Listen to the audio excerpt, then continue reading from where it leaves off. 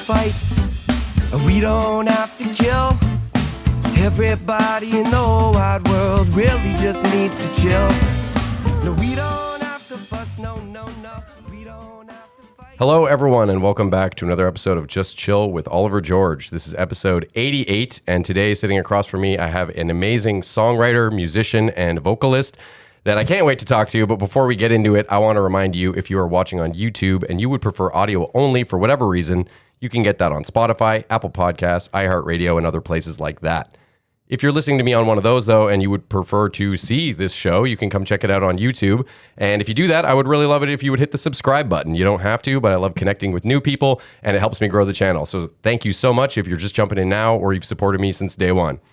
If you want to reach out, maybe you've got a cool guest idea or some general feedback about the show, you can hit me up on social media or send me an email at justchillpodcasting@gmail.com. While you're doing that, let me know if you have interest in one of these holofoil stickers with the show's logo, and I will send you one free of charge. Whew. Now, as I was saying off the top, this person sitting across from me is an amazingly talented, award-winning performer whose solo career is going many big places as far as I'm concerned. But on top of that, she's also a part of many spectacular groups like the Peptides and the Commotions, amongst others. And I just am so excited to talk to you. It is Rebecca Noelle. Aw, wow, what an intro. Thank you. Well, you are a powerhouse vocalist. Like I said, when I've been researching this episode, I was just blown away by everything I've heard. You make it look effortless, and I'm really just astounded. Thank you. Thank you very much. How are you is where I wanted to start. And also, happy birthday tomorrow. Oh, wow, cat's out of the bag. I won't say good. what year or what age. You know what's funny is when I was younger, I felt more of the need to conceal my age. And now as I get older, I'm kind of like, it's more of a badge of honor. Who cares? So, yeah, why not? Well, especially if you're aging gracefully too. That's what I feel like. Yeah, I feel like if you're, I'm going to be 38. Oh, wow. I thought you were much younger than that. And I'm not just saying that. Well, see, but I feel like if I try to tell everyone I'm 30, then they'll be like, whoa, she looks like a pretty old 30-year-old. Right? So you might as well, if you're going to lie, you should lie up. You should tell it. I'm going to tell I everyone agree I'm 40. with that, but I would have believed 30. And then everyone will be like, whoa, she's killing it, 40. You know? Yeah. I've decided that's the better. If you're going to fool people, then you should probably lie up. Definitely. Yeah. And I would have believed 30 though, for the record. I want to, before getting into like how you got into music and sort of your origin story, I do not want to forget to talk about the show you have coming up next week. And it is called Decades of Bond, but I've also heard that the newer version is Bond Beyond. So they're actually Bond and Beyond? two different shows. Okay, this is something I wanted to clarify. Let's clarify. Yeah, it is. It's super confusing because it's all just coincidentally happening all kind of at the same time right now. Oh. So Bond and Beyond is a show that the National Arts Center Orchestra has been trying to put on for quite a few years now, but it just, it kept getting COVIDed out. So April 2020 was the original. I think, yeah. So it's been on the back burner for a couple years now. So it's finally happening. And they asked me if I would be the soloist for the show and sing the numbers. And I think that they probably got the idea because I have a show with Ed Lister and Michael Hanna. He's the musical director, yeah, right? Ed's the director. It's Ed's show. And then Michael Hanna and myself sing all the songs. And that show is called Decades of Bond. Okay. And so that's the thing that's been sort of a bucket list repertoire for me for as long as I can remember. Since I was lip syncing to Sheryl Crow in my bedroom when I was 7, I always wanted to sing. I thought, like, imagine being able to sing one of these James Bond songs. And then They're we had always this very idea. powerful. They're so dramatic. They're so over the top. And then, yeah, the idea for the show came up, and we just thought, yeah, what would that be like? An entire night of all the anthemic Bond songs, like just a drama, just a night of drama. So, so Ed put that show together, and I get to sing all the songs with Michael, and it's like a dream come true for me. And if I'm not mistaken, after being originally canceled, the first performances were March of last year?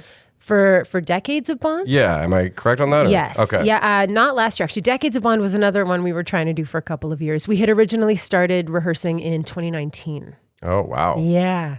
And Holy it's just moly. funny because Decades of Bond, which is the show that I'm part of permanently, is separate from Bond and Beyond, which is That's the brand new. NAC's show that I'm a guest on. Oh, okay. Yeah. And that's the one that's coming up on the 12th to 14th at the Yes. NAC. Okay. Yes. But the Decades of Bond is in Kingston the following weekend. Yes, the Okay. 21st in So Kingston. they're both is going at the Decades. same time. Okay. Yeah.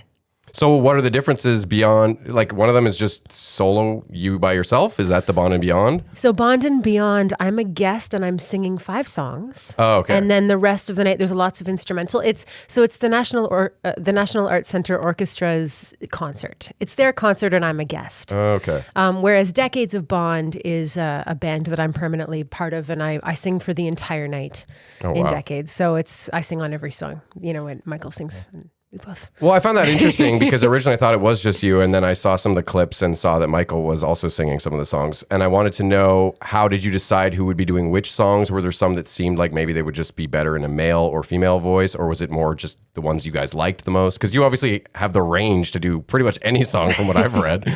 It's funny. It started out, I think the concept was that I would hold down the songs that were originally recorded by a female singer, and then he would hold down the songs that had a male vocalist originally, and then we realized that really didn't leave us with a very balanced show, because that left me with a lot more to do.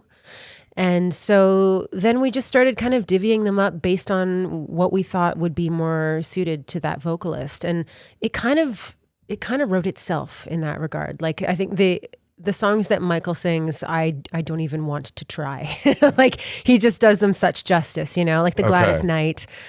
He just brings the soul to that song that, like, I've tried singing it in my bedroom, and I was like, I think I can sort of carry this song. But then when I heard Michael do it, I was like, no, I never want to sing that song. I only want to hear Michael Well, I'm sing sure he that feels song. the same about some of your songs. He must. I guess. I mean, yeah, we definitely adore each other. It's true, though, that they were predominantly female artists that did most of the Bond songs. It was Shirley Bassey for a while. She was sort of the original, and then they sort of stuck with her for a couple different editions of the Bond movies, and then they started to switch it up. Well, that's kind of cool if you guys are doing a bit of a gender swap on some of the songs, just to hear a different version in that sense, a true cover, Oh, yeah. When he sings the Gladys Knight song, oh, man. It's so great. Yeah, it sounds like a fantastic show. Yeah. Okay, so the bucket list comment I actually did want to address, because I wanted to ask, are you a big James Bond fan? Not just the music, but like the films as well? Have you always... I do love the films, yes. And do you have a favorite Bond, a favorite film, and a favorite song? Those are the 3 I wanted to ask you. I think for a while, my favorite Bond was always just the Bond of the moment. Like when I first discovered James Bond, when I was in elementary school, it was Pierce Brosnan. Yeah, same. And I thought he was like the GoldenEye. dreamiest. I was like... Remington Steele? Oh my goodness. Like, yeah, one of my original crushes, I would say. And so I thought, well, there could never be another Bond. It has to be Pierce Brosnan forever. And then when Daniel Craig came on the scene, I was like, okay, I'm down for this. never mind. He's my new favorite. Well, and So, of course, there were some great ones prior to Pierce Brosnan as well. Of course, yeah. I mean, for me, I think I'm going to be a Daniel Craig person. I think he's done now, though, isn't he? They're know. starting to scout the next Bond. I know, but I feel like whoever it ends up being, I don't know. They're not gonna see. I heard some people that didn't like Daniel Craig just because of the blonde hair, and originally a lot of people had skepticism about him as Really? well. Oh no, it's about the energy that he brings, right? He brought this It's intense. yeah, this intensity that was Yeah. just like no other Bond. Oh yeah, the fight scenes were crazy in Casino Royale. I remember being like blown away by that. Yeah, I find like there are a couple Bond movies where Bond got pretty cheesy, and and Daniel Craig never did that. Yeah, I guess Roger Moore is the cheesy one, right? Because Timothy Dalton only did a few of them in the 80s, I believe. Yeah, a couple, but he was pretty good Bond too. My dad never remembers to put his mic on when he says so. Well, and then there's a lot of people swear by Sean Connery, of course, because he was kind of the OG. George Lazenby only did a single film, I believe. Yeah, on Her Majesty's Secret Service. Yeah. Ooh, good knowledge. There you go. Yeah, I figured you'd have some Bond trivia. Well, one thing I wanted to ask is maybe do a little bit of trivia, because I was aware of a lot of these songs, but I was still really surprised at how many high-profile artists have done Bond songs that I didn't know about. So I thought maybe you can weigh in on this too. If I name a Bond movie, you can tell me who the artist was that did the song. Oh man, that's scary. That's a little. I'm good at matching the artist to the song title, but I'm not so good at matching the All right, artist well, to the movie title. that'll make it a little more challenging. I'll try my best. I'm going to embarrass myself. I just know it. So, A View to a Kill. A View to a Kill. So Duran Duran. Yes, yes. I was like, aha, no. Nicely done. Duran Duran. And some of these, I will say, they weren't actually the theme song. Some of them were just songs that were featured in the film. True. Yeah. So, On Her Majesty's Secret Service, do you know the artist from that? Wow. I discussed this at length at our last concert, and now, hold on. I need a second. It was the one we did twice. Really? It was Louis Armstrong? Yeah, that's what I wrote down. Again, I don't know the song title. I probably should have wrote those down, but it wasn't the title track for the movie. But okay, because the title track was one that was. Oh no, never mind. No, sorry, I'm thinking of Casino Royale that was done there's twice. so many of them. Yeah, too. yeah. Never mind. Scratch that. Yes, Louis Armstrong. What about Quantum of Solace? Probably the worst name for a Bond movie. Was that? I can give you a hint. This was a duet. Oh, okay. Was it Alicia Keys and Jack White? Jack White. Isn't that crazy? I had no idea. I haven't seen some of the more recent Bonds. But just to list some of these names off, like Madonna, Sam Smith, Sheena Easton, Garbage, Billie Eilish, Jack White and Alicia Keys, as we said, Sheryl Crow, Aha, Chris Cornell, Tom Jones, Nancy Sinatra, Carly Simon, Tina Turner, like the list goes on. Adele, of course. It's really mind-blowing.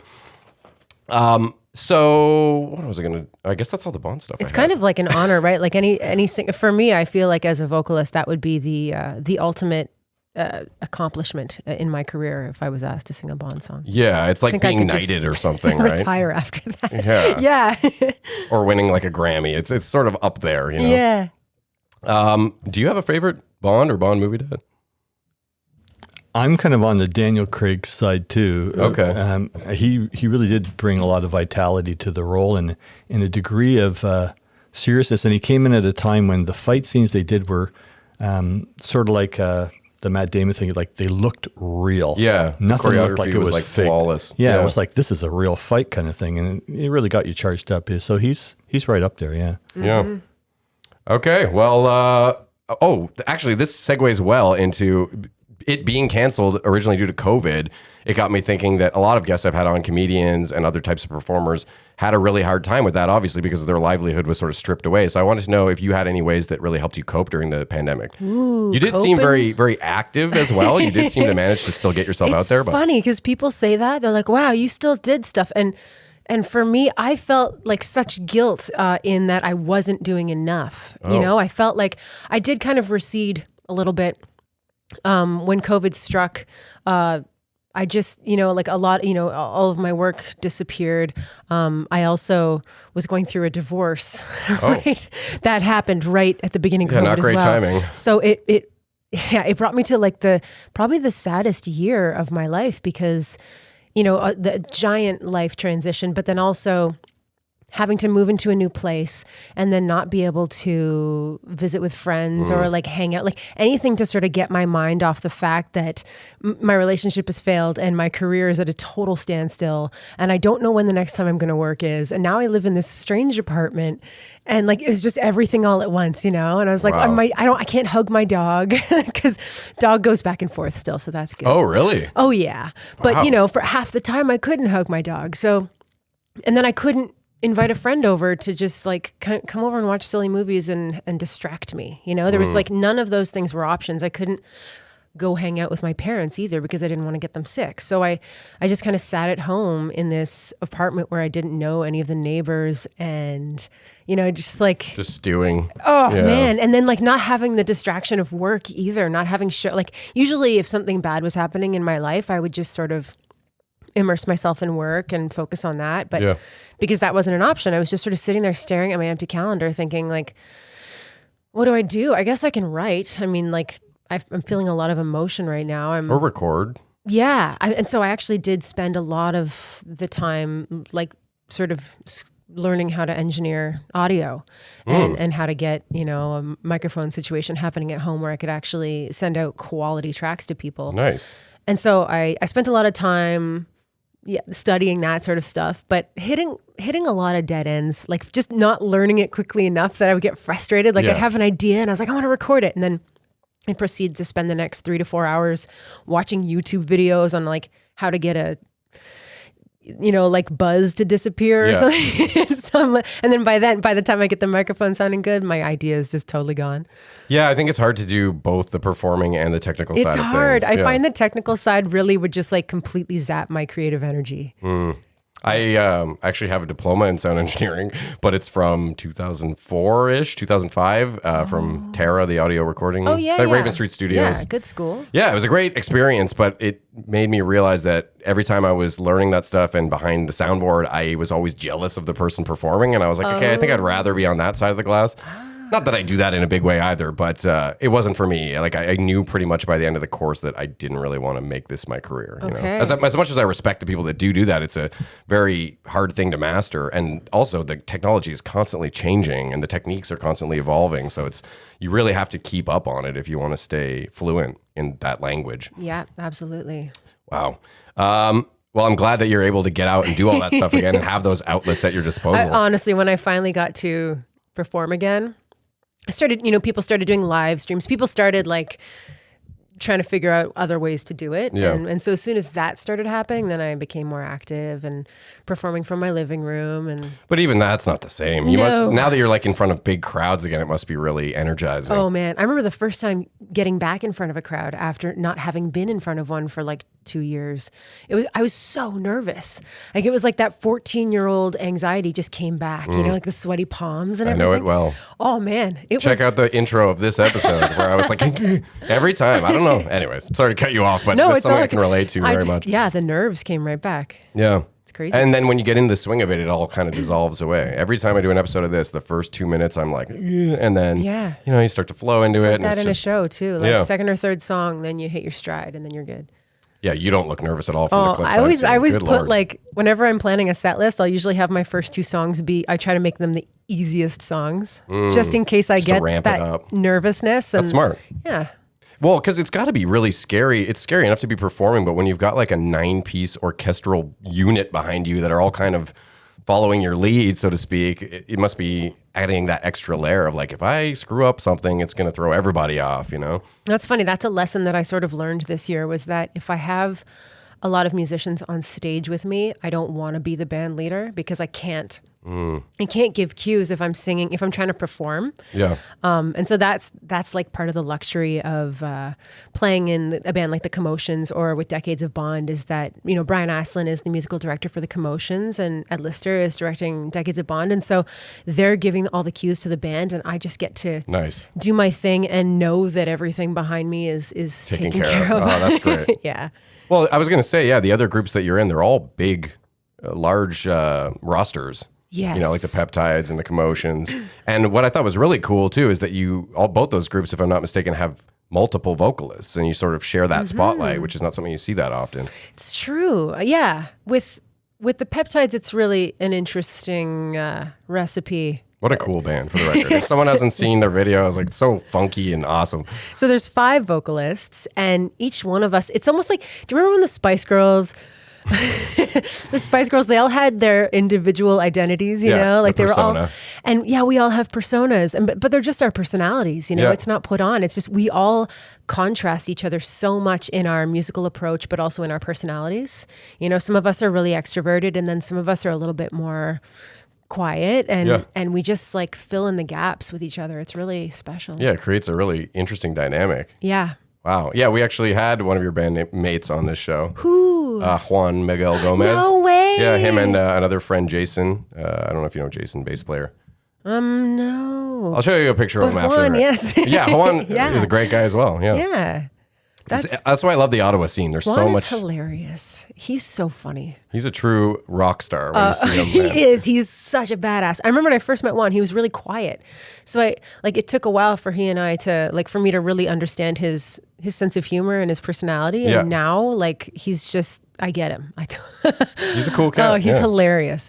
And I've seen he's in I think it's like a metal rock, sort of a hard rock group, and they've been doing really well in Europe. Yes, I can't remember what right. the name of the band is. I'm gonna Yeah, myself I know later it's on when I the tip of remember my it. tongue right now too. But yeah, Fatal he's Vision. doing Fatal Vision. Thank you. Yes. He's doing solos on like the top of a mountain, or I don't know if that's exactly correct, but really dramatic videos that look He did it super first cool. with the Peptides when he did like that ripping solo in Invaders on the top of that. Oh, that's It one was where you like guys a are in the military junkyard. ambulance in a junkyard. Yeah, And yeah. he climbed up the ladder and yeah, it was super badass. That's a cool video, and like all the choreography where you guys are sticking your heads out, kind of. It just looked like it would have been a lot of fun to film. And it was funny because like that's the kind of stuff that we do even when we're not performing. You know, we'll be sitting in like Dee Dee's living room and someone will make a weird sound and then someone else will mimic it and then someone else will harmonize with it. And then before you know it, we're like, that was weird. We should add that to one of our songs. So it's a really collaborative thing. That's great. Very collaborative, yes. Cool. Well, I do kind of want to go back and figure out like when you got the music bug. I understand that your grandfather was a huge influence on you, a Yes. pianist, jazz pianist. He wrote his name down, John Noubarian. You got it. Johnny Noubarian, they call him on some records, Yes, right? yes. Your first album, solo album, was sort of collaboration with him. It was. Yeah. So when I was a teenager, I was lucky enough to start performing with my grandfather in the jazz club where he was the house pianist at this jazz club in London, Ontario called Maggie's. And I Maggie's remember Bistro? it was called Maggie's Jazz and Supper Club. Okay. And unfortunately it doesn't exist anymore, but it was the most magical place ever. It was where I honed my craft and where I learned so much about myself and figured out what I wanted to do in my life. And so at the time he was playing piano every weekend and they would have singers just coming through town who would do a weekend at Maggie's.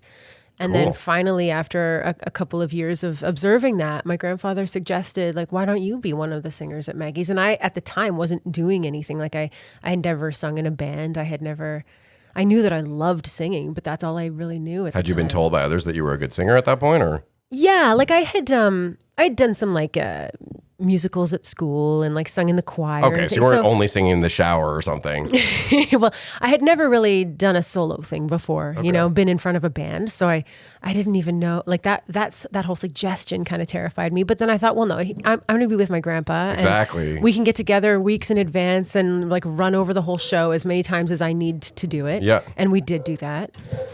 And get to a point where you're just super secure and calm, Yes, or you're still probably exactly. really nervous the first time. The first time I was super nervous, but the all the people that worked at Maggie's, it was always like the same cast of characters every time I that's went in cool. there. And so we were all on a first name basis with each other and they were like family. They would take care of me. Like when we would show up an hour before the show, they would be like, they'd be preparing my Don't mind my dog. Sorry. I don't know I'm if like, the mics are "This picking is that up. dog upstairs. They would bring me like my favorite thing to eat and a drink and ask me how I am and ask about the family. And so it just really put me at ease. I just felt like I was catching up with like my aunt and uncle or something. That's awesome. And that place not being around anymore, was that a victim of the whole COVID situation? It happened just before COVID. Oh, But it was just a whole dramatic story. But it was, basically London, Ontario, the whole real estate tycoons moving in to redevelop property, and Maggie's got the axe. they got the boot. Dang, that sucks. Yeah. Well, at least you have all those amazing memories. Yes. Okay, well, speaking of all these groups you're in, I did want to ask, how do you balance your time between so many groups? And speaking of Juan, he's also a guy who's in a million groups, and I find there's a lot of musicians who are doing the same thing, but it seems so unfathomable to be able to like pull that off and still live your life. It's tricky. It's super tricky. But if we weren't doing it, we just wouldn't be working enough. Like for me, I have to be in like 4 or 5 bands if I want to be playing every weekend, because I can't play every weekend as Rebecca Noelle, because then the market is oversaturated and my fans are like, we just saw you. Yeah. Please stop. So this way I get to sing every weekend, but it's sort of like Switching it up. shape shifting, a totally different persona Nice. every time there's a show. But yeah, it's super tricky. My Google Calendar is my best friend. Well, especially if you're trying to write new material with all these groups as well. Yeah, scheduling the writing sessions has been especially hard because gigs will always trump a writing session, and so when we're trying to find availability and someone's got a gig, it's like, well, sorry, I have to be at the gig. Gotta make that cheddar, yeah. So yeah, sometimes we have to find weird times of day to write together, or just plan a weekend and go to someone's cottage and do it that way. The Peptides have done that a couple times. Okay. Yeah. Well, and you're also doing a electronic duo, Stellasonic. Yes. So tell us a bit about that, but I also wanted to ask you if there's any genre that you haven't really delved into that you would love to pursue in the future, potentially. Okay, well, I'll start with the Stellasonic. Yeah, for sure. So the Stellasonic is a duo. It's a collaboration between myself and Jason Jack Nunes, who is a producer, engineer extraordinaire in town, composer extraordinaire. And so it started, I guess, in maybe 2016 or 2017. Okay. It was right after I had recorded my second album. Solstice. I recorded Solstice at Jason's studio. And that whole experience was just so positive that after Solstice was all said and done, Jason reached out to me and asked if I wanted to try singing on one of his tracks, something that he had composed. So he sent me some music and I sat with it for a couple weeks and then wrote some lyrics and wrote a melody. And then one day just came into the studio and he set up the mic and I just sang what I had come up with. And it was like this really magical moment where this, piece of music suddenly had like a topic and a name and words and a melody and everything clicked. And we just thought, man, we got to do this again. So we just kept doing it. And we probably recorded, I've lost count now, maybe 7 or 10 songs. Awesome. And we've released like half of them. And so it's kind of like an intermittent it's like a passion side project. Okay. Yeah, it's something that like happens sometimes. And then sometimes we go on hiatus and then come back with some new ideas. And yeah. That's great. and what's a genre you'd like to pursue? A genre I would like to pursue. I'm kind of going, I think, in that direction with my new album, and that is sort of a more dreamy and ethereal, sort of cinematic type. Cool. My last album was like more funk forward, more R&B, and I have found that listening to, for example, maybe someone like Ray LaMontagne, who he had an album called When the Sun Turns Black, and it was all guitar based, but it was just so cinematic. It was so dreamy. It just like when you close your eyes and listen to this music, it would remind you of like late summer evenings and driving on dirt roads and oh wow, sunsets and golden really paints hour. A picture. Oh man, and this is so yeah. I keep saying the word cinematic, but that's all I can think of. No, I really Like, want to check it out now. I'm not so familiar dreamy. with his Yeah, work. it's a great album, and it's not so much about like the vocal acrobatics or even the lyrics, although the lyrics are fantastic. It's just more about the mood that it creates. And I thought to myself after obsessing over that album for a while that I really would love to record something that's sort of more mood driven and like less about what notes I'm singing or how singery I am being, and just more about the overall feeling of the recording. Essence. And so Okay. even if there's a song where I only sing like one line, very, like even if it's like one line that only has a couple notes, but it lends itself to the overall soundscape in a good way, then I would release something like that too. Wow, that's something to look forward to then. Because I was going to ask you about your upcoming album, when people could expect that, and I was going to ask what to expect, but we've heard that now. Well, we're aiming for late spring right now. So Cool. if everything stays on track, then that's when it will be. I'm still trying to figure out the name. So definitely this year, though. At Yes, least. Okay. yeah. So I've got a collection that I've been working on for the last couple of years now through COVID. And it's kind of, more in that direction. It's a little bit less. My last album was kind of more about like singing, being a singer, and writing melodies that were challenging, but also highly entertaining and just being a little bit over the top. And this one is sort of more about the overall mood. Cool. Yeah. Choosing an album name is a whole different beast. Super tricky. Because you just mentioned that other Ray, his name was? Ray LaMontagne. Yeah. His When the Sun Turns Black. That's a cool album name. I was just thinking that's going to be hard to top. Yeah. Very cool. Well, I actually kind of want to double back a little bit because the album you did with your grandfather being your first solo effort, I wanted to know if there was things that you learned from that experience that you wanted to bring when you went to record your second album and other things that maybe you said, okay, I want to shy away from that this time. Yeah. Okay. So the first album was a classic jazz album. So I was singing old standards and just kind of a collection of all of the favorite songs that I had done with my grandfather at the jazz club that we used to play at. So, we would play a night, we'd do 3 sets. So the original album, the first album, was basically the best of all of those songs. Okay. Was it recorded in front of a live audience or no? No, but we wanted it to have that feeling. It did, because I was listening to some of it earlier, and there was Yeah. times where I thought It was I heard live off people. the floor, so the band was recording all in real time. They Oh, didn't okay. multi-track that, and then I went in and sang over top at the end. But we did want it to have sort of that, jazz quartet playing live kind of a feeling. Yeah. And but then we did, our own spins on the songs to, make it original. Yeah. And so that was the first album. And then the second album, I guess the biggest difference was that the second album was all my own original songs. Oh, that's a huge difference. Yes. And when they came out, they actually didn't really resemble the genre of the first album at all. They didn't come out as classic jazz. You had I know, envisioned and some of them that I way? didn't really know. I mean, I knew that up until that point, that was sort of what I was used to singing. Everything that I had sung up until then was jazz based, at least. And I listened, I had a lot of influences, so obviously that played into it. But then when I started writing the songs and thinking about jazz instrumentation, and then we'd start recording them with more of like a trio or a quartet, that's when we realized that, no, this needs other sounds on it. It needs like brass. It needs...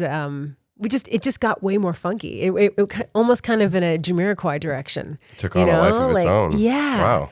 And so that's how that album ended up being. And when I went in to record it, I think probably the biggest difference I'd say in my approach as a vocalist was that I just wanted to make sure to not oversing.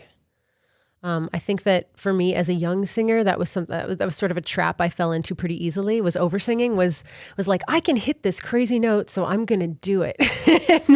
Even if it might not be best for the song. Exactly, Okay. yeah. And I think that that's just a maturity thing. When I listen to older recordings of myself from when I was like a teenager, and I'm like, oh yeah, okay. That was impressive, but good for her. not necessary. Yeah, well, restraint can be a powerful tool. Oh, for sure. Yeah. So I think the second album, I thought, no, I want to hang back, and if there's going to be a dramatic musical vocalist kind of a moment, I'd say that maybe it should only happen once or twice in the whole album. A little bit of flair here. So kind of like shying away from, not to say bad things about like Christina Aguilera, but her approach is like milk every note for as many like melismas, as much embellishment as possible, which is just something that as a vocalist, if you can do it, it's super fun to do, but it is impressive, but I get what you're it's saying. impressive for like 30 seconds, and then Not your every ears get track. tired, right? Then Yeah. you're like, oh, make it stop. At least that's what my ears do. like I want someone to sing something straight, and then that's Yeah. when I put on Katie Lang, and all is well in the world again. Yeah, well, it sounds like you have very eclectic tastes, and it sounds like that's feeding into your creative process a lot. Because I'm envisioning now that probably every album you put out is going to be drastically different from the prior. I think so too, actually, because it's like I get it out of my system, Like I had a lot of that funky Jamiroquai kind of energy in my system at the time that I was writing Solstice, and so I Yep. got that all out, and we got it all recorded, and then after that, I was sort of tired, and I wanted to do something different. Well, and then they become part of your live repertoire, so you can always revisit that feeling if Totally. you're feeling funky tonight or whatever. But Yeah. I get what you're saying from a songwriting perspective. You want to keep challenging yourself and exploring new avenues. I find that the music that I listen to doesn't always sound like the music I record, which is really strange. Like I love Brandi Carlile, and I love Lucinda Williams, and I love Nico Case, and I love all these sort of like mysterious, like sort of Southern influenced, kind of like a bit twangy sort of artists. I love that stuff. I love listening to it. It just makes me think of like summer with the windows down and all that stuff. And then when I go to write a song, it never ends up sounding anything like that, which almost kind of saddens me sometimes, because I would love to. You want a bit of that twang sometimes? I hear a Brandi Carlile song and I'm like, I want to write a song like that. And then I try and it's like, no, that is not what's coming out of my mouth. Well, you are your own artist. Yeah, you know? so it's funny. You can't really premeditate what it's going to be. You don't know what it's going to be until it's done. Well, and if you try to control that process too much, I think you can shoot yourself in the foot. Stifle the process. Yeah, you don't want to do that. You have to let the music flow through you. You got to. Yeah. Yeah. Well, sometimes I turn to my dad to see if he's got a question. I don't know if you prepped one this time around or if you've thought of something off the cuff, but is there anything you'd like to ask? Well, something I always wonder about with singers is what is your pre-gig warm-up routine? How do you protect your throat when you're not singing gigs? That's a great question. Things like that. Wow, that is a good question. I would say that my sort of pre-gig ritual has evolved a lot. When I first started, like back in the Maggie's days, I was very strict with myself. You know, I was like, I can't have any cheese today, and I can't Some honey lemon tea. like I was following all the rules, and that was helpful. But I found that the thing that always would ever foil a performance, at least in my mind, like I would be like, that I was foiled, even though it probably came across fine to the audience. But whenever a performance didn't go the way that I wanted it to go, it was never because I had a block of cheese earlier in the day. It was not that I was eating full blocks of cheese. But no, it was never from like diet. It was always just my nerves. And so then I started like leaning toward, okay, maybe I should focus more on calming my nerves and less on what foods I'm eating. And so then suddenly I started doing like breathing exercise, and that became the pre-show ritual, was just to calm my heartbeat and just get everything kind of slowed down. Now, you know, like if you throw in like a couple glasses of bubbly, that helps too. And then of course that's like something I never would have done that in the Maggie's days, because like alcohol and singing, it dries out your throat. You don't want to do that. Oh, true. So then I was like, wait, if I have a glass of Prosecco and then I take a shot of olive oil, then they cancel each other out. And so literally that's kind of what I've been doing lately is I'll have like, I like to have a nice glass of wine before I sing, because it's just, for me, that just symbolizes like relaxation, chill out. Like it's time to be glitzy and glamorous and like a little bit indulgent. And like, I'm going to have a nice little glass of wine and I'm going to do my makeup and just like wear a cozy robe and be a little bit glamorous. And then you pull the olive oil and then I gotta take a shot of olive oil and then I'm good. You just carry it around, yeah. So yeah, for me now it's like, it's about like I don't know, I guess sort of like babying myself a little bit on like a show day. I'll just like, I'm going to open that nice bottle that I've been eyeballing and like put on some nice music and just be, So be a diva. a follow-up, if I may. And another thing I'm curious about is it's interesting to hear about how you're moving through different types of music. So is there a type of music that you're afraid of? Ooh. Like afraid to perform, you mean? Yeah, like, ooh, am I up to this? Or just something about the nature of it that gets you a little worried? I would say the first thing that comes to mind is Death metal? Is it death metal? No. I've actually done some like music more in the metal direction and found it really fun, because it's just like or any no punk? holds barred. Like, yeah, sure. Like anything. Like when I was touring with, when I was doing tours to, when I was touring with the military, I wasn't touring with the military, but I was going to perform for people stationed abroad. And we would put together a set list that was sort of like catering to all different tastes, and one of the songs was Sabotage by the Beastie Boys. Oh, nice. Which is like my favorite thing ever to sing, because it was such a contrast from what I would do. And it's just like, wow, I can't stand it. You know, you just like let go of everything. It's just dramatic and not vocalisty in any way. Like it has nothing to do with your vocal technique or even your pitch. It's more about the rhythm and like the stank face and the attitude, your intensity. Oh, yeah. So that's my favorite. And then I think the thing that I'm probably the most afraid of is classical, because it's very, it's like, I feel like, and I could be totally wrong when I say this, but you know, a classical piece is written, the melody is written, and to take liberties with the melody is not something that you should be doing. Like you sort of are supposed to honor it, sing it the way it was written. And so that always scares me, because for me, like I'll take liberties with a melody as like an escape. Like if I feel like there's a note coming up and I'm like, ooh, you know what? My throat feels a bit tight and I don't know if I'm going to sing that note. That's fine. I'll just take a little liberty with the melody and I'll reroute it around that note. And I won't actually sing that note today, or maybe I'll sing it on the next song. Or like, you know, I don't feel warm enough to get to that part of my range. But when you're singing classical music, you can't really do that. Like you have to sing what's on the page. Yeah. And that kind of terrifies me. Do you think that tendency to take liberties comes not only from, you know, what's your voice up to today, but more from that initial start you had? I mean, we're talking jazz. Yeah. Then nothing takes more liberties with the melody than jazz, right? So totally. Yeah. I'll take liberties with a melody if I feel like I've just sung it the same way too many times in a row, you know, then I'll start adding little variations. But yes, in the opera world or in the classical world, I feel like I'm trying to think of classical songs that have lyrics, because in my mind, classical is always like oh, just like the like orchestra. say like Ave Maria, Oh, okay, or okay. something like that, like something that like Pavarotti would have sung. Okay. Yeah, I feel like you have to sing it verbatim. Yeah. And that's just terrifying to me. Well, you've done a lot of Christmas stuff too, I noticed. I have, and that stuff you sort of have to stick to the melody too. So traditional. People get yeah. like really offended if you can't go too far off. How many different ways can you sing Jingle Bells Yeah. before someone's like, "That's it"?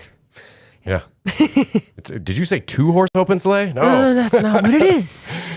Yeah, you did the 20th annual Christmas Goose concert. I wrote down here. That was just last month at the Yes. NAC as well, I think. Yes, it was on the 4th stage. And for the Food Bank of Ottawa. It was, and it was a songwriter circle, which was really cool. I've never been part of something like that before, where everyone and we were all on stage at the same time, and so it was like a songwriting circle where everyone would go, and maybe this is what all songwriting circles are. I wouldn't know because it was my first one, but I loved the format. Everyone would.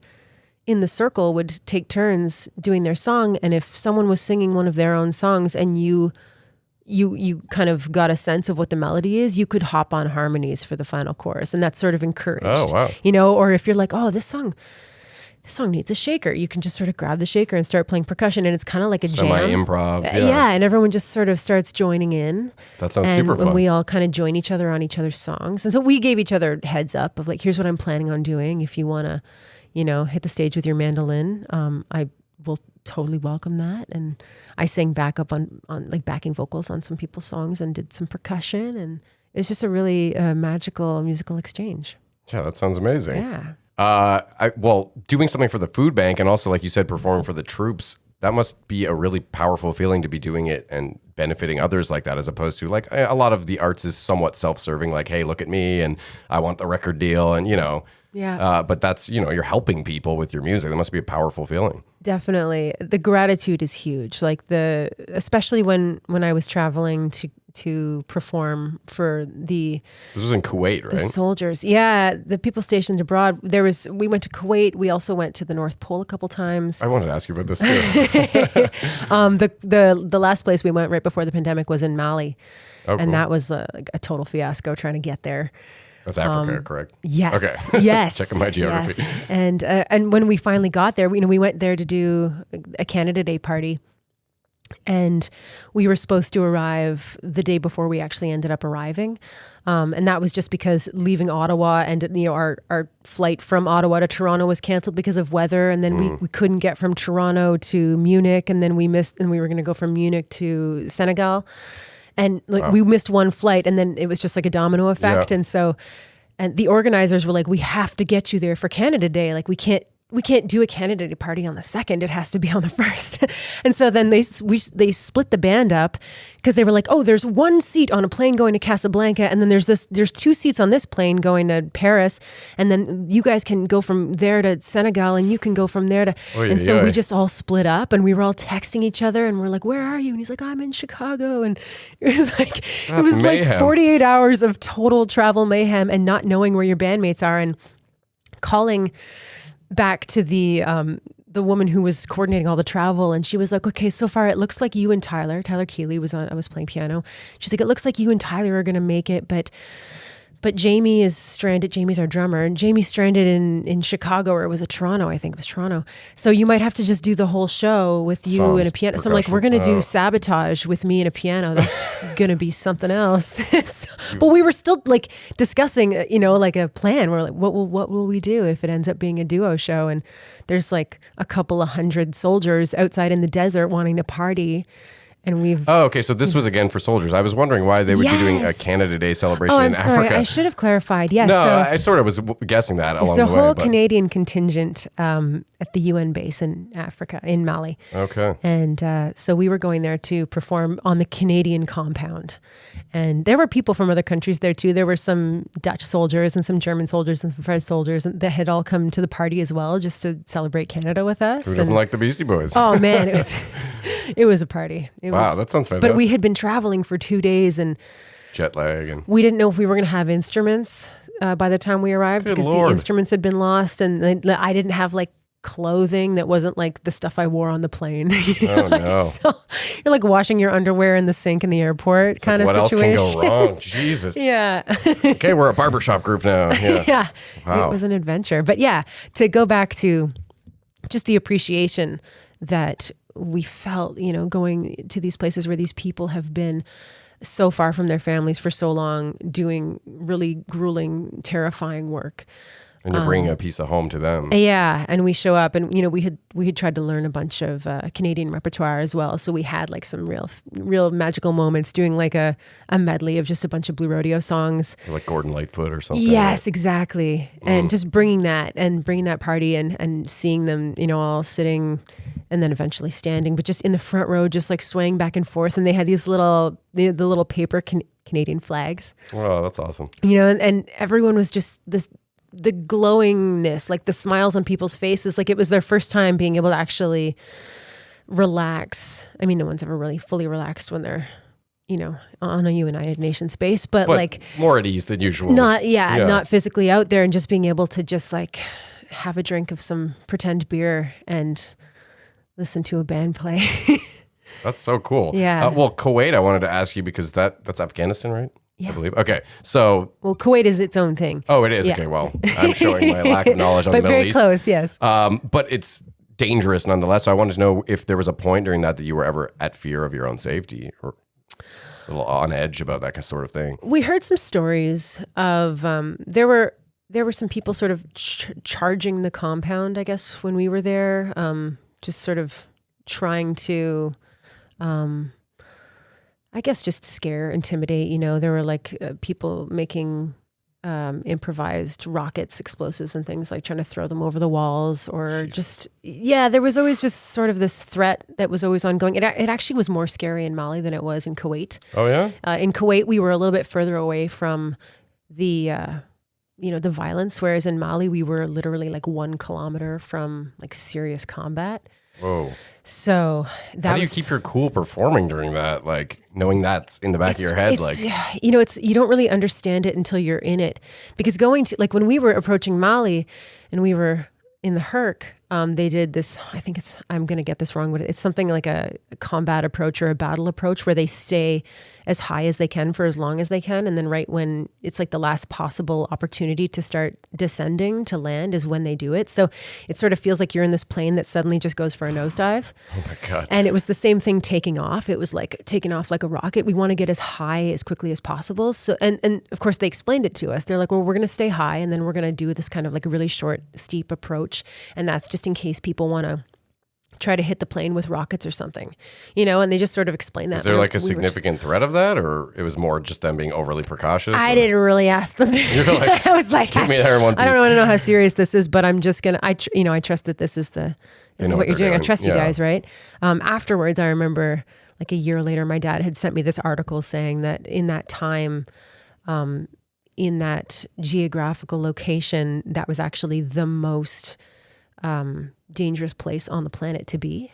Like there was the most, deaths by terrorism happening in that exact place at the time that we were there, and we had no idea that it's nice to be reading that after the fact. It was like a year after he sent me this article, and I was like, whoa, that's when I was there. Wow. And I didn't realize that was...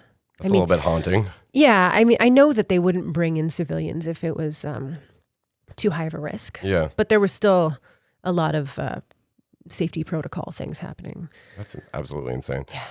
Very cool that you did that and that you've lived to tell the tale and all that, but that must have been, wow.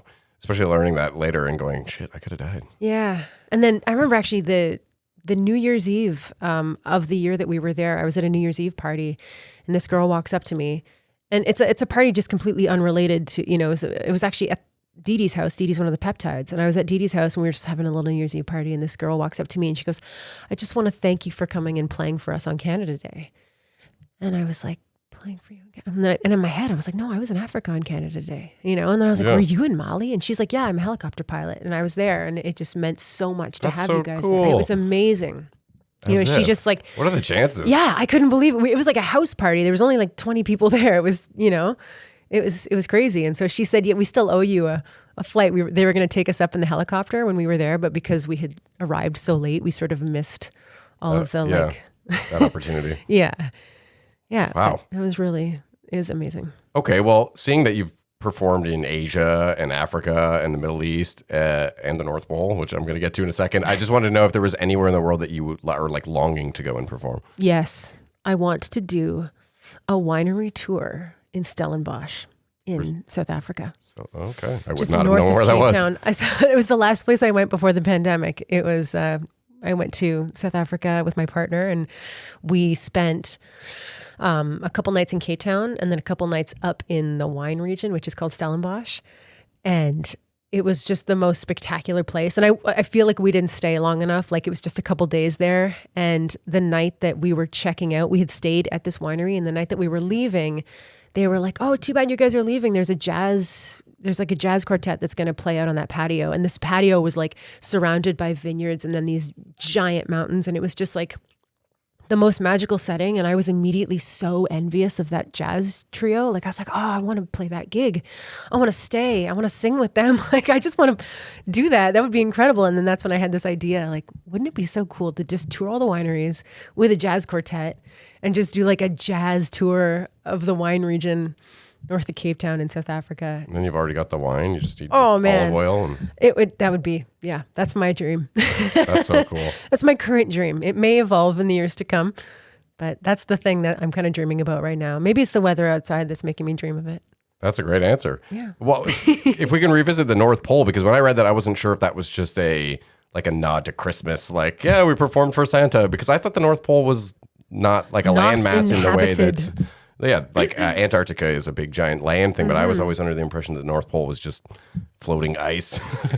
Yeah, well, we weren't on the most literals of literal North Pole, but Alert. Oh, Alert. That's what I was going to say. We learned about that in school. Is the northerlymost settlement in the world. And I think that, oh man, I'm going to get this wrong. I think it's 800 kilometers from the actual magnetic North Pole. Wow.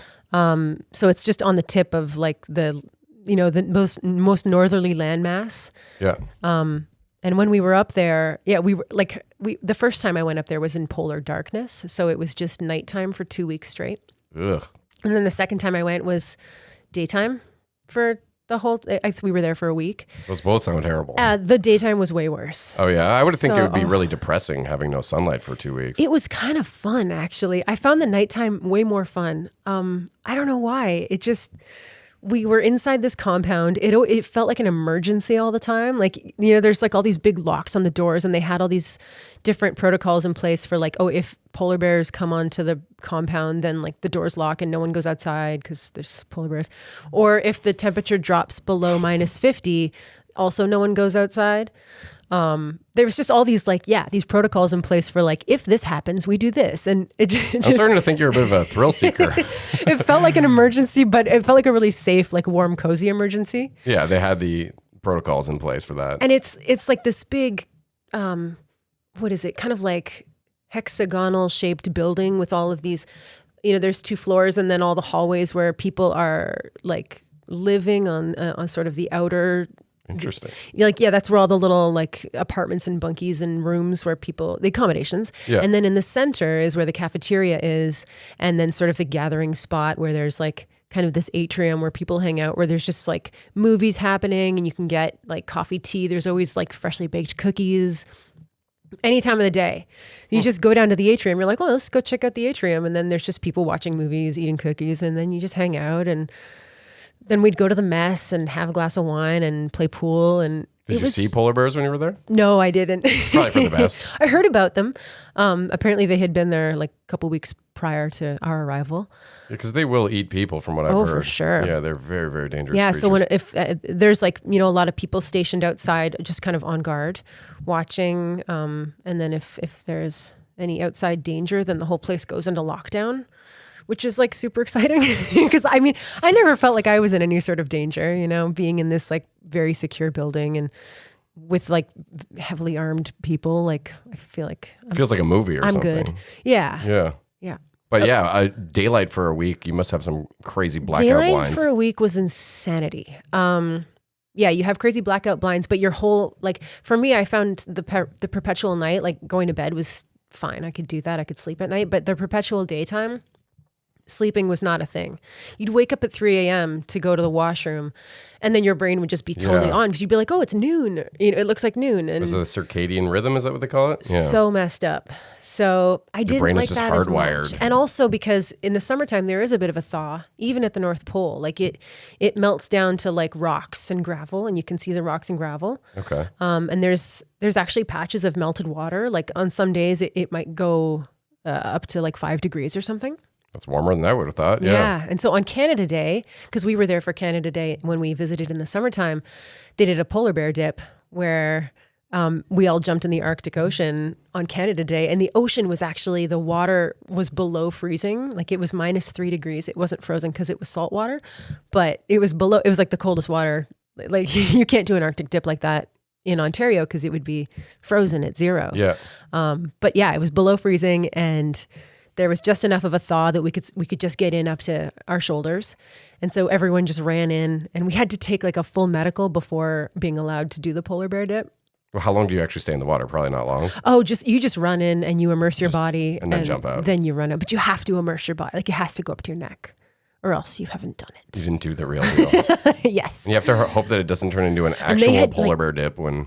They had cut away some of the ice, like because it had thawed and the water was only about a foot deep, and we needed to get out to the deep water. So they had cut away some of the ice so that we could all run out and like fully Crazy. immerse ourselves. And then they had this bonfire that was like the size of a house. Whoa. So we'd all run into the ocean, and then we'd run out and just like beeline it to the bonfire and stand next to it. Oh, you have had quite the life for someone who's not even 40 yet. Wow. Talk about stories, man. It's the military. It's the military that's given me all the amazing stories. Yeah, it sounds like. Yeah. Also terrifying ones in some respects. Super but, terrifying also, yes. Is there a performance in your entire career that you would sort of bill as maybe not the most important, but the one that means the most to you, and vice versa? Is there any performance that you would rather not think about because it was just abysmal or dreadful? I'm so good at controlling my mind in that if there's something I wished to have forgotten about, I probably have successfully done that. Just excised it from your... Seriously, like to me, that's the worst thing ever is when you do a bad thing and then you're obsessed with it forever. Like that's the ultimate torture. Yeah, so I'm just like, nope, it never happened. It's gone. And then I actually get to a point where I truly do forget. That sounds pretty healthy, though. I can't even, I guess trauma does that, right? You know, you forget about the really bad stuff.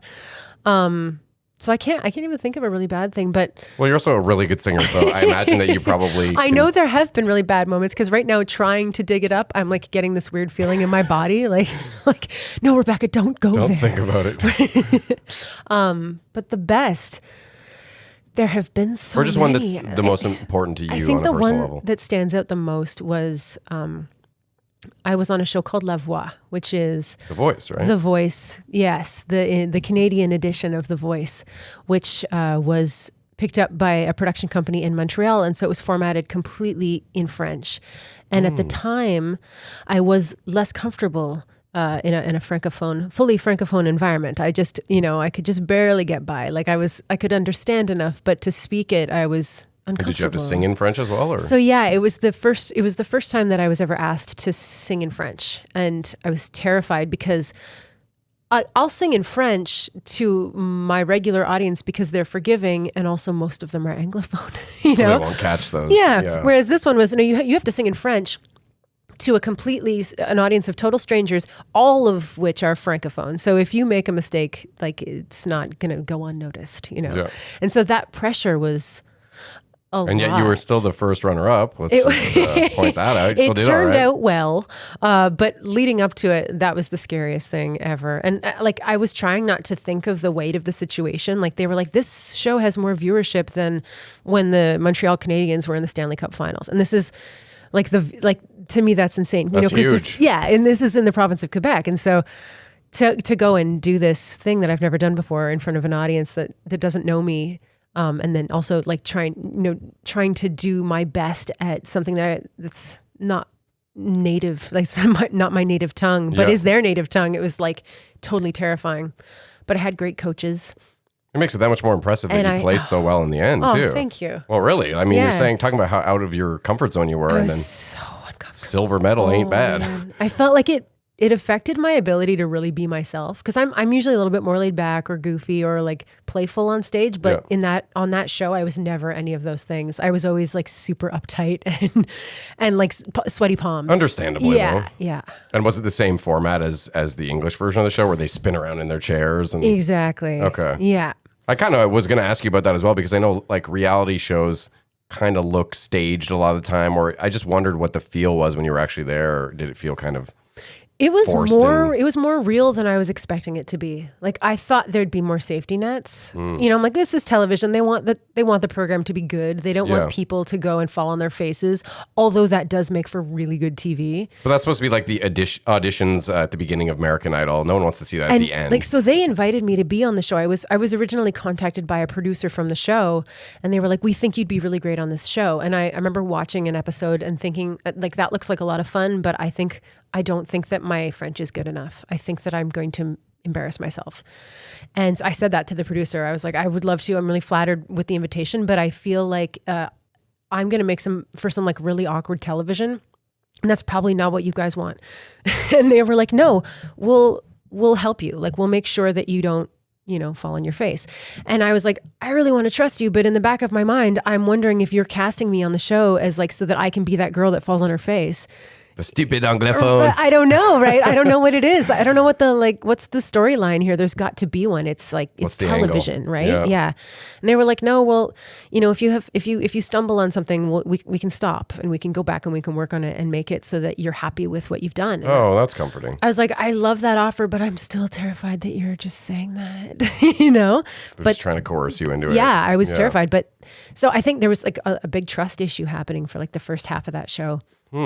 I was worried that I was like I was going to be like the punchline, but then that's not what it was at all. In fact, it was like the complete opposite. And people were prepping me for it too. They were like, they're going to rip you to shreds. They're going to make fun of your accent. That like people were like, there were so many pessimists. Why would people say that? Whispering in my ears. And they thought that they were like preparing me for like my inevitable fail. They were like, it's going to be bad. And to soften the blow to when it happens. To soften it, right? Okay. And I was like, I know, trust me, that is on my radar, but I'm still going to do it. I still want to do this. And then it ended up being the complete opposite. Like the public was so warm and so supportive and so appreciative that I was attempting to engage in I think that language. Speaks to like the larger language barrier, because I always feel that way just about speaking French, and then you learn that usually people just commend you for trying. Right? Yeah. And it really is a huge thing. People are so worried that they're like, they're just gonna laugh at you. And it's like, no, they're not. People are human. Do you do that when someone speaks English? When you know what I mean? someone tries to speak English, like for sure. Yeah. I'm like, whoa, that was amazing. Like I can tell that person,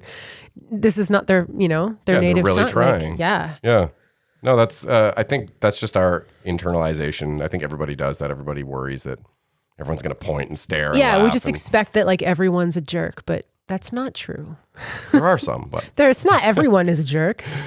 Okay, I have to talk about some of the artists you've shared bills with, just to name drop a few, because BB King, Johnny Winter, my dad probably doesn't know these. Well, you know the artist, but you don't know that she's been on the same bill. Leonard Skinner, Buddy Guy, Nora Jones, Bonnie Raitt. So very impressive, but that led me to thinking, is there an artist or artists that you would love to collaborate with, like dream artist, dead or alive, whatever, if you were to do a duet with someone or something along those lines? Every time I'm asked this, I say the same answer, and I'm wondering if people are like, yes, Rebecca, we know that you love Katie Lang. Because I always say Katie Lang. Well, then then let's say you can't pick her. She's my ultimate. Okay, so just to get that out, just so everyone knows, Katie Lang would be my like bucket list duet partner, or just to like write a song with her or anything. I met her one time, and I just embarrassed myself. I didn't say anything intelligent. I just like smiled at her, and I was like, "Hi, I like your music." Like, I just dumbfounded. I had nothing intelligent to say. But I think another person who I would love to collaborate with would be Brandi Carlile. I know I've mentioned her a couple times. I know the name. I couldn't. She is so cool. Okay. What style of music is she? I would call her sort of Southern folk rock. Okay. And she's just fantastic. She's an incredible songwriter. She's an amazing lyricist. She's my current jam right now. Are there any deceased artists that come to mind? So if you could resurrect someone for a performance? Or a male artist. Yeah. Oh, that's interesting as well. Yeah. A male artist. I think that I would love to. Chris Cornell would be an amazing duet partner. Powerful voice on him. Man. Wow. That would be a dream. I feel like I've said wow so much this episode, but you just keep telling all these crazy stories. Oh, Sammy Davis Jr. Okay, that's a good one. Because he's so incredibly talented, but also he was funny. Seems like a cool dude. You know, huge personality, multidisciplinary, just really amazing. Legend. Yeah. He's the original cool cat. He is. He was my favorite. Yeah, I think he was the best of the Rat Pack. Yeah, I was gonna say Rat Pack. Okay. Yeah. Frank Sinatra. Everyone was all Frank, but I'm like, I don't know, Sammy D. And didn't he have a fake eye?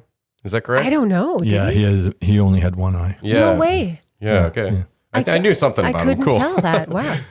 You learned something new. I remember weird factoids, but not much else. So where would you like to be in another 20 years then, or your career to be? Singing duets with Katie Lang would be great, but singing a Bond anthem would be great. In another 20 or 30 years, I would really just love to do more traveling musically. I'd love to tour more. A lot of what I've done so far, like I toured a lot in my earlier 20s, and then it sort of quieted down for my later 20s, and then I did a lot more local touring, just sort of between here and the East Coast of Canada, just that whole circuit. But I really want to go back to Europe. I would love to go back to South Africa, as I mentioned. I haven't heard you talk about South America at all. I've never been to South America. Well, there you go. I guess I have a hard time sort of figuring out how I would fit in there, because I find like their music scene is so incredible, and it is a genre that I wouldn't dare attempt. Just sort of, just Latin music in general. I find it's just so exciting and and it's kind of intimidating. It's intimidating. Like there's so many elements and it's so sophisticated that like so is so much of the other stuff you perform. You know what I mean? That I feel like if I went to South America, it would just be to be an just audience. Observe. Yeah. I think you're selling yourself short. I'm sure you could master that. Like I'd love, like, I know I can't sing any of the songs because none of them are in English. I could try to learn a song in Spanish, but I feel like then I'd want to sing it for an English audience, not a Spanish audience, because then no one would know how weak or strong my Spanish was. But I would love to go down there and like play some percussion maybe. I was going to say, start easy with something that does both, like The Girl from Ipanema or something like that, where you've got both languages available to you and you can flow back and forth or learn one. Yeah, that's a good And this idea. brings up another good point with the Latin music. A huge part of that is dancing. How are you as a dancer? I think that I move well. Like I've seen you move on stage a bit. But yeah, like I'm good at mimicking stuff that I see. So that tells me, I feel like if I had actual instruction, I could probably do it. A friend of mine, he's started ballroom dancing. Well, he's been a dancer his whole life, but he recently started ballroom dancing and posting these videos of him doing rumba and going to like these competitions and just like totally killing it. And I've been obsessed with following his whole journey and thinking to myself, like every time I see one of his videos, I'm like, I want to go. I want to call him up and be like, Matt, can I come to dance with you on Tuesday and just like watch, take it all in, and then like maybe after a couple weeks, like try dancing, because I feel like I could do it. I find like tango and stuff where you have a partner terrifies me. Like I only in the last, I guess, well, ever since Kelly and I got together, basically was when I discovered I love dancing. Oh, you do? I used to be so averse to it, like just hiding from it essentially. And then when we got together at a wedding, I've told this story before, but I just kind of let go of it. And then I realized, oh yeah, I play music, like I have decent rhythm, and now I love dancing. But even when we go dancing together, the second like she tries to like hold my hand and make us dance together, it's like my brain just stops working and I lose it completely.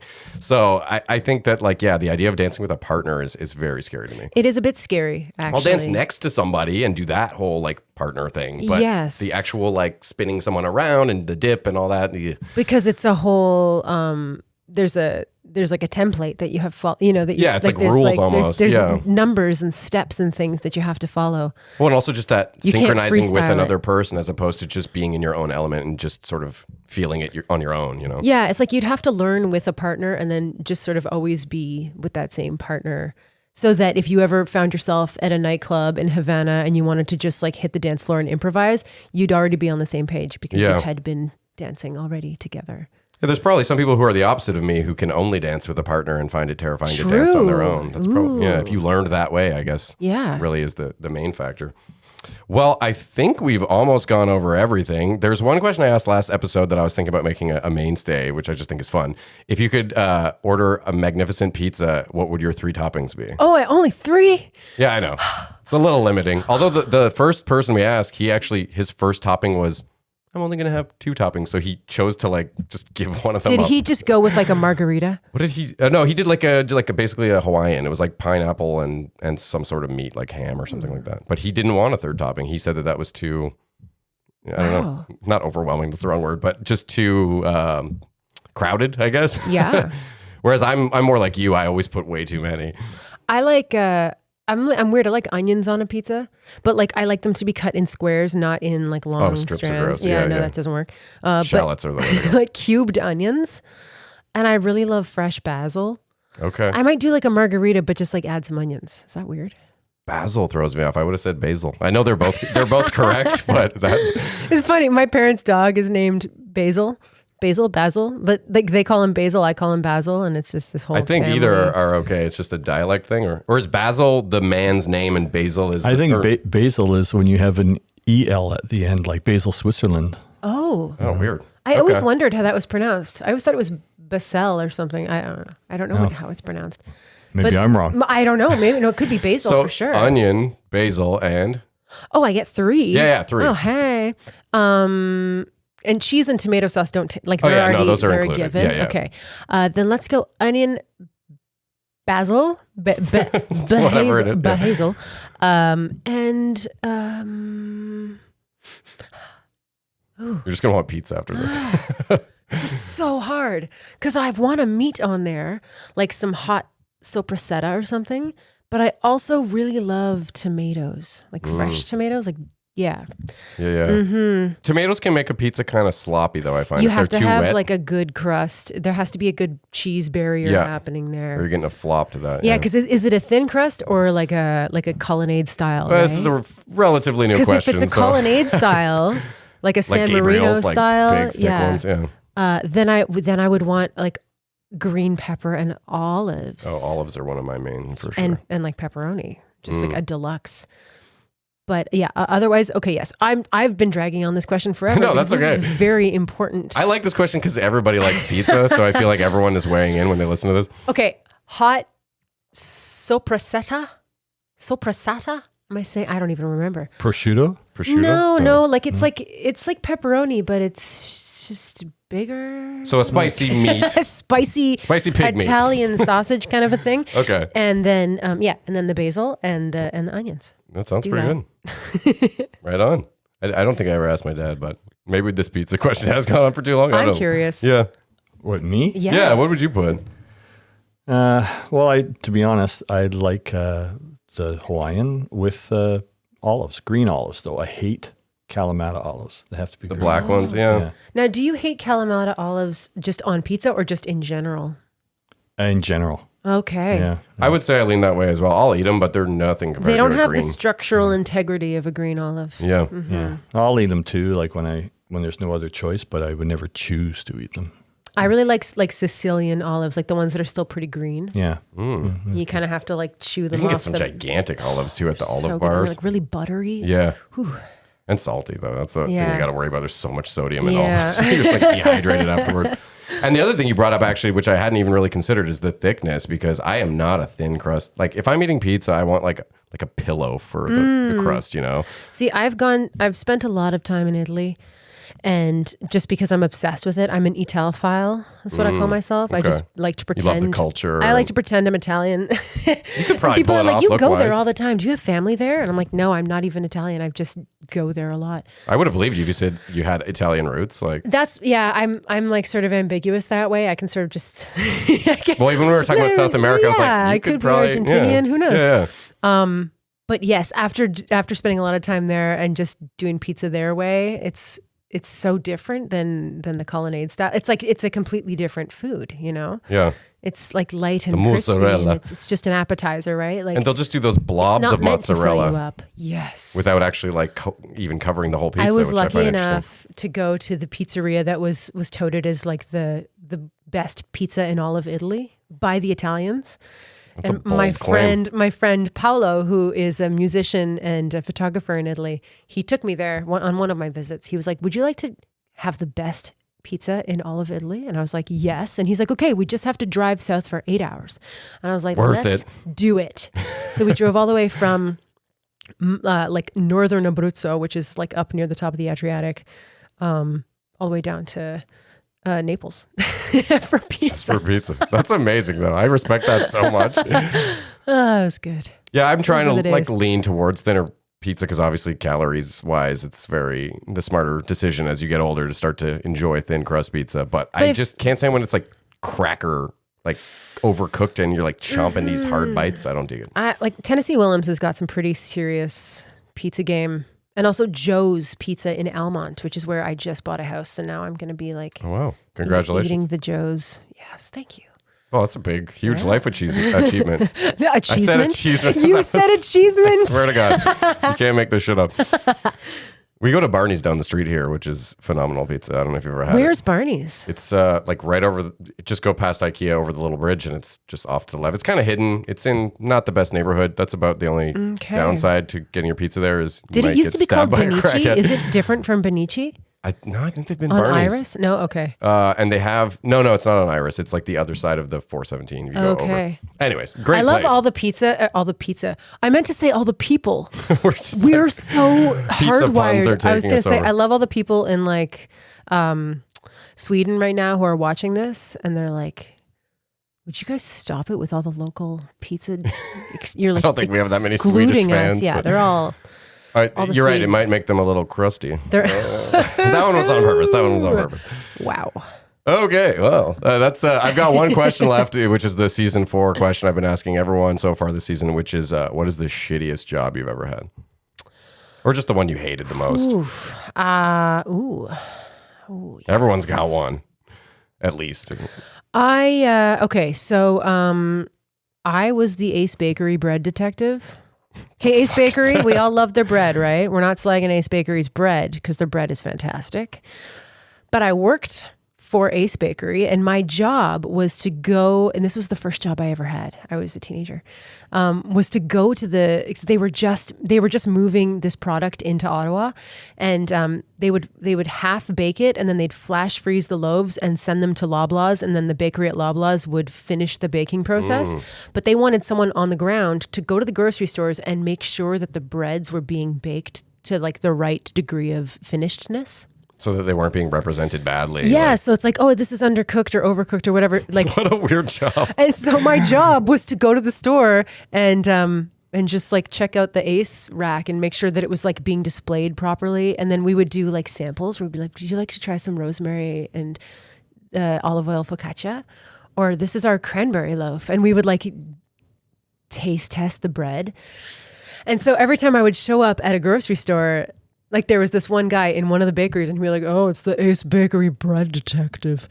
And That I was wasn't your like, official title? Oh, that's hilarious. So that's just how I referred to myself after that was the Ace Bakery. Yeah, I'm picturing you with like one of those FBI things. like Bread detective. reading an upside down newspaper, like munching on some baguettes.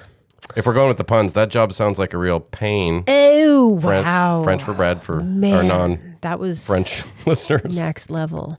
It's terrible. And it wasn't a terrible job. Like there was some freedom there, but I got in trouble because I sang on the job one time. Do you ever remember when they'd have like live music in the grocery store?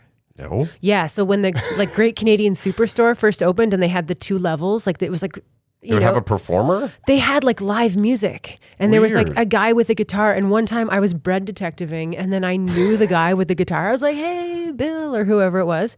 And he was like, "Hey, what are you doing here?" I was like, "Oh, I work in the bakery." Just loafing around. I was, oh my gosh, you're like the pun king.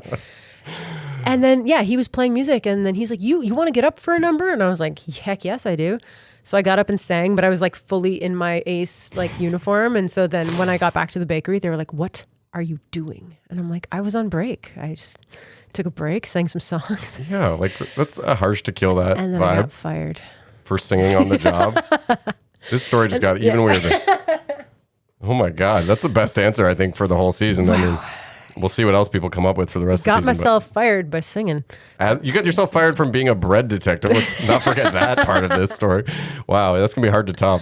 Well, thank you so much for sharing your time with me and all these amazing stories. And I hope everyone goes and checks out your stuff. Is there anything else we should be plugging? Centerpoint in February, I know you're doing. Yes, the Meridian. February 16th, just a night with Rebecca Noelle. It's just a bunch of original stuff with my band.